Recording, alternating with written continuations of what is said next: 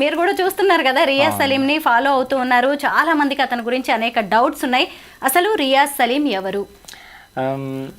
రియాజ్ సలీం తను ఒక ఫెమినైన్ గే అని కూడా చెప్పుకోలేదు. జెండర్ నాన్ బైనరీ క్వియర్ పర్సన్గా చెప్పుకుంటున్నారు ఆయన. సో ప్రిఫర్డ్ జెండరు మేలే అని చెప్తున్నారు చాలా మటుకు. ట్రాన్సిషన్ చేసుకుంటానా, ట్రాన్స్జెండరా అన్న వాటి మీద అంటే ఆయనకు ఒక క్లారిటీ ఉంది. తనకి జెండర్ ఎప్పుడైతే మేల్ అన్నారో తను ఫెమినైన్ నాన్ బైనరీ యాక్చువల్గా. సో అంటే ఈ నాన్ బైనరీ అనేవాళ్ళు మన చుట్టూ చాలామంది కనిపిస్తారు. ఎవరైతే మేల్గా పుట్టి ఫెమినైన్గా కొద్దిగా ఉండేవాళ్ళు ఉన్నారో వాళ్ళ జెండర్ మేలే చెప్పుకుంటారు. బట్ కానీ ట్రాన్స్ అయితే కాదు వాళ్ళు. బట్ ట్రాన్స్గా వాళ్ళు గుర్తించుకున్నప్పుడు మనం కాదని కూడా అనలేము. సో ట్రాన్స్జెండర్లో ట్రాన్స్ విమెన్, ట్రాన్స్ మెన్ ఎట్లా ఉన్నారు, జెండర్ నాన్ బైనరీ వాళ్ళు కూడా ఉన్నారు. వాళ్ళు మేలు ఫీమేల్లో సెట్ చేసుకోరు.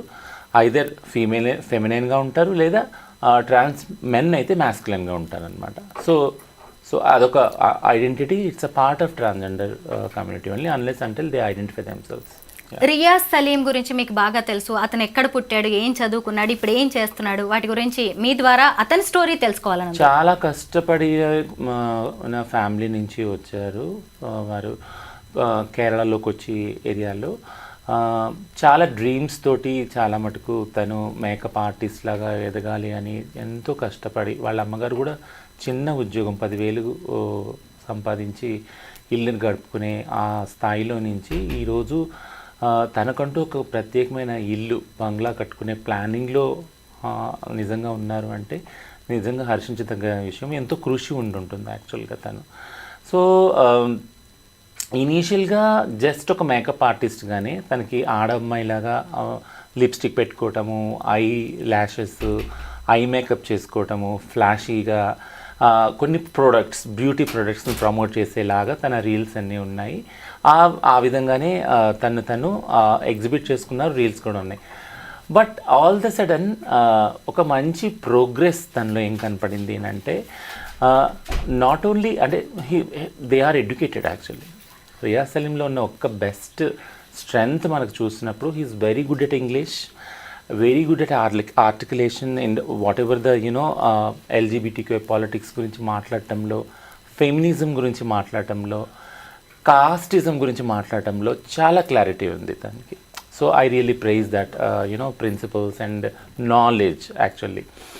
So not only as a artist, makeup artist who belong to gender non-binary, but also as an activist, as a feminist. Now Riaz Salim is in front of us and he has such a huge energy actually. తనకి చాలా energy ఉంది, చాలా art ఉంది, skills ఉన్నాయి తనకి.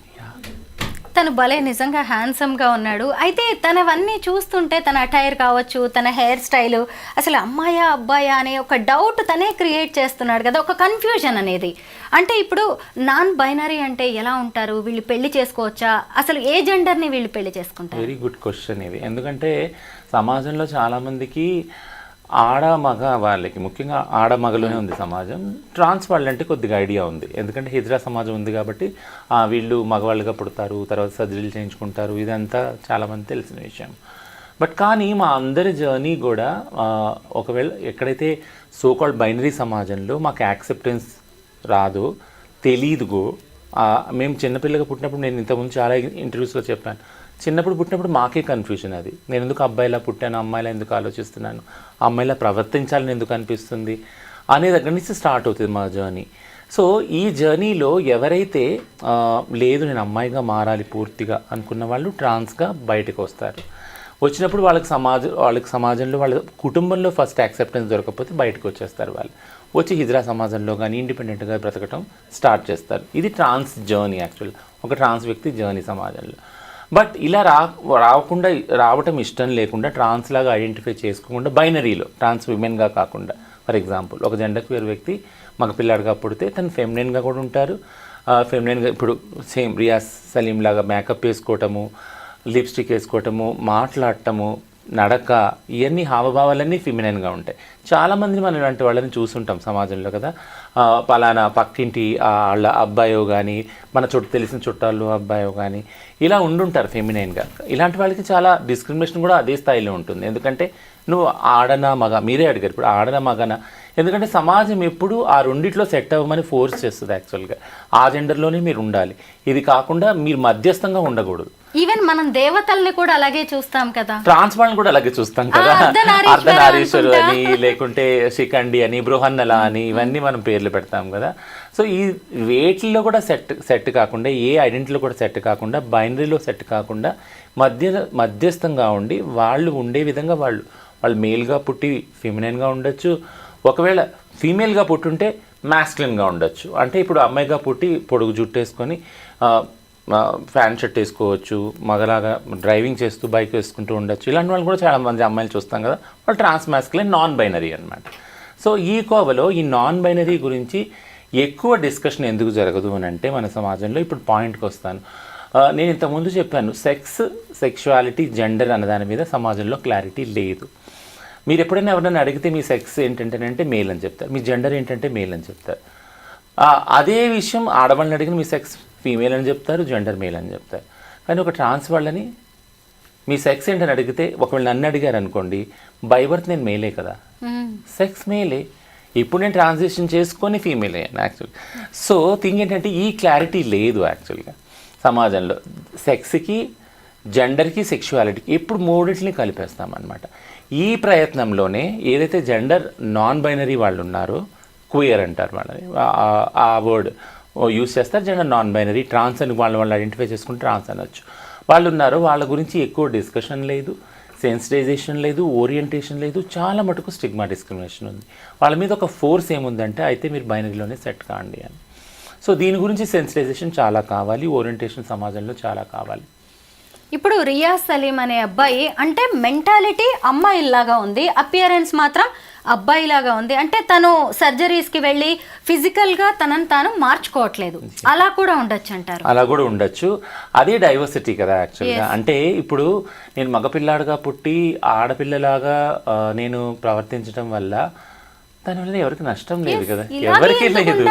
ఇలాగే ఉండాలని ఏంటి అంటే, దీన్ని మళ్ళీ ఇంకో రకంగా కూడా నేను ప్రశ్నిస్తాను. ఆడవాళ్ళు అంటే ఇలానే ఉండాలని ఎక్కడుంది, మగవాళ్ళు అంటే ఇలానే ఉండాలని ఎక్కడుంది.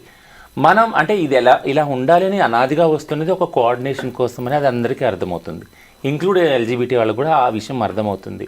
పొద్దున్న లెగిస్తే ఆడ మగ మనకి ఆ బ్రెయిన్ అలా ట్యూన్ చేసుకోవడం బట్టి మనకి ఒక వెసులుబాటు ఉంది, ఒక కన్ఫ్యూజన్ లేకుండా ఉంటుందని మనకు తెలుస్తుంది. బట్ కానీ ఈ రెండిట్లో కూడా సెట్ కాని వాళ్ళు ఉన్నారు చాలామంది.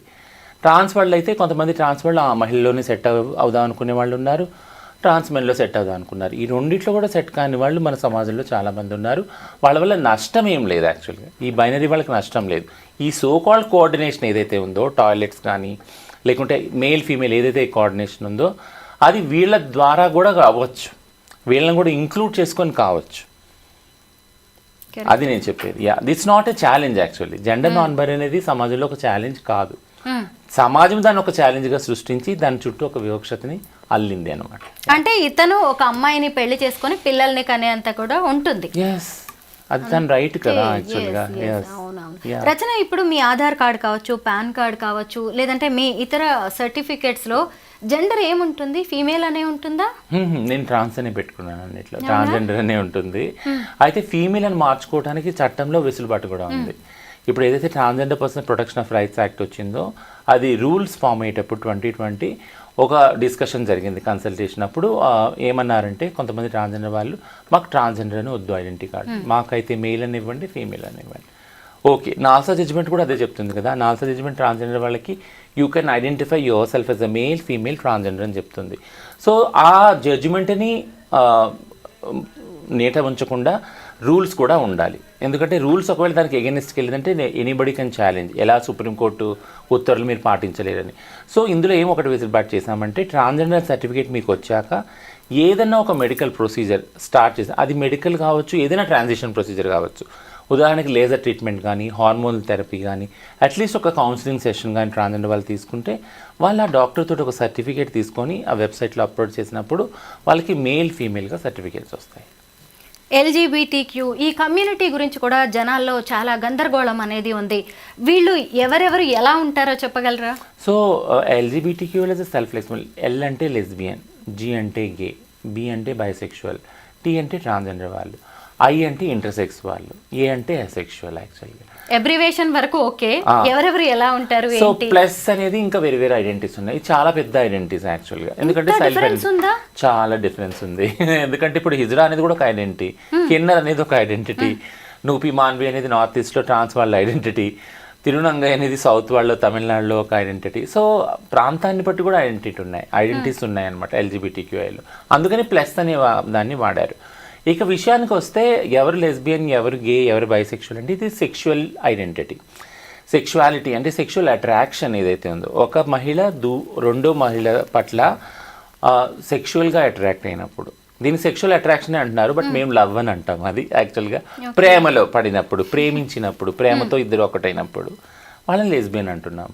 అలానే ఒక పురుషుడు ఇంకొక పురుషుని ప్రేమించినప్పుడు, సెక్షువల్గా అట్రాక్షన్ ఉన్నప్పుడు వాళ్ళిద్దరి మధ్య గే అంటున్నాం.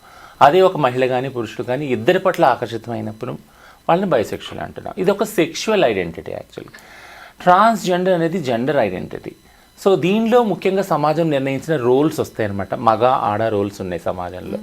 ఇవి కాకుండా మిగిలిన వాళ్ళు ఎవరైతే ఉన్నారో వాళ్ళందరూ ట్రాన్సే. అంటే ఒక ట్రాన్స్ విమెనే కాదు, ట్రాన్స్ మెన్నే కాదు, మిగిలిన వాళ్ళు నేను ఇప్పుడు చెప్పిన ఈ జెండర్ నాన్ బైనరీ వాళ్ళు కూడా రావచ్చు అందులో యాక్చువల్గా. సో ఏదైతే జెండర్ ఉందో అది సమాజం క్రియేట్ చేసింది, సెక్స్ ఏదైతే ఉందో పుట్టుకతో వచ్చింది, సెక్షువాలిటీ అనేది మనిషి మధ్య ఆకర్షణ. So this is the very clear. నేను ఈ మధ్య కాలంలో కొన్ని పెళ్ళిళ్ళు చూశాను. లెస్బియన్స్ పెళ్ళిళ్ళు చేసుకుంటున్నారు, అంటే ఇద్దరు అమ్మాయిలు పెళ్ళిళ్ళు చేసుకుంటున్నారు. గేస్ పెళ్లి చేసుకుంటున్నారు, అంటే ఇద్దరు అబ్బాయిలు పెళ్లి చేసుకుంటున్నారు. అక్కడ నెక్స్ట్ జనరేషన్ అనే ప్రసక్తే లేదు.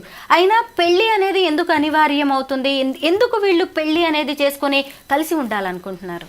సో పెళ్ళి అనేది ఇప్పుడు మనం చూసాం కదా, అంటే ఒక మనిషికి ఒక మనిషి తోడు అనే దాని మీదనే ఒక ఫ్యామిలీ వ్యవస్థ కూడా నిర్మితమైంది. కుటుంబ వ్యవస్థ అనేది ఒక మనిషికి ఒక ఆడ వ్యక్తి, ఒక మగ వ్యక్తి, ఒక మగ వ్యక్తికి ఆడ వ్యక్తి కావాలనే దాని మీద కుటుంబ వ్యవస్థ నిర్ణయించబడింది.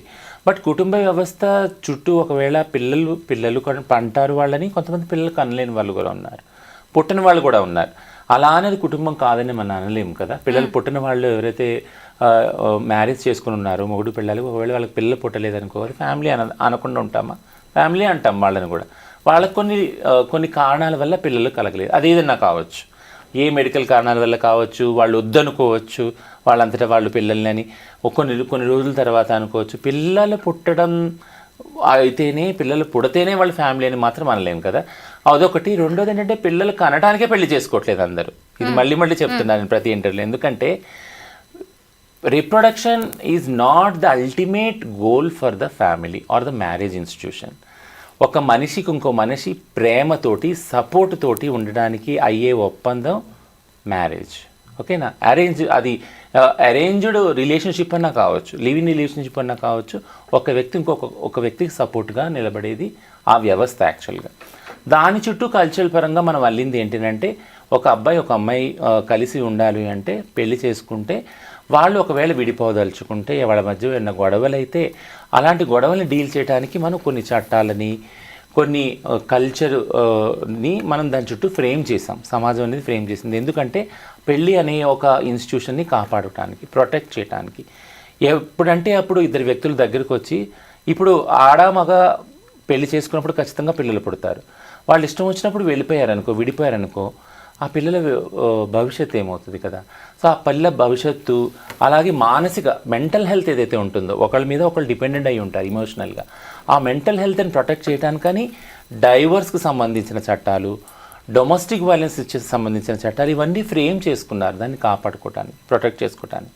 But same protection, same safety LGBT వాళ్ళకి లేవు.